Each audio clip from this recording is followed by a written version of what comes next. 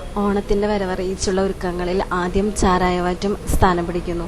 തിങ്കളാഴ്ച ചാരായവേട്ട നടത്തിയ ഇരിങ്ങാലക്കുട എക്സൈസ് സംഘം വാഷും വാറ്റുപകരണങ്ങളും പിടിച്ചെടുത്തു.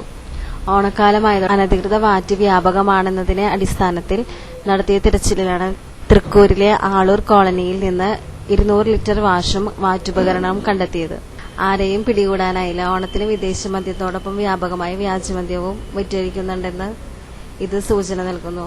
പ്രിവന്റീവ് ഓഫീസർ CP മണിയുടെ നേതൃത്വത്തിൽ ഗാർഡുമാരായ അശോകൻ, ബാബു, ഉണ്ണികൃഷ്ണൻ എന്നിവരടങ്ങിയ സംഘമാണ് റെയ്ഡ് നടത്തിയത്. നമ്മളെ നാട്ടുകാരെ അറിയിക്കും എന്നുള്ള ഒരു കാരണമുള്ളതുകൊണ്ടായിരിക്കും അവർ രക്ഷപ്പെട്ടു.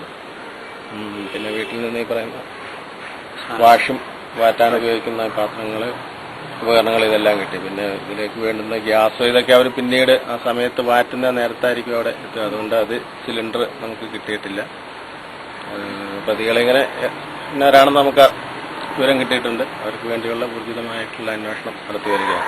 ഈ ഓണത്തോടനുബന്ധിച്ചാണ് ഓണത്തോടനുബന്ധിച്ച് എല്ലാ പഞ്ചായത്തുകളിൽ നിന്നും ഇങ്ങനെയുള്ള നമ്മൾ ജനകീയ കമ്മിറ്റിയൊക്കെ കൂടിയിട്ട് ഇങ്ങനെ ഇൻഫർമേഷനുകൾ എടുക്കുകയും ഇത് കേസുകൾ എടുക്കുകയും ചെയ്യുന്നത്. അപ്പോൾ അതിൻ്റെ ഭാഗമായിട്ടാണ് ഈ ഇൻഫർമേഷൻ നമുക്ക് കിട്ടിയിട്ടുള്ളത്.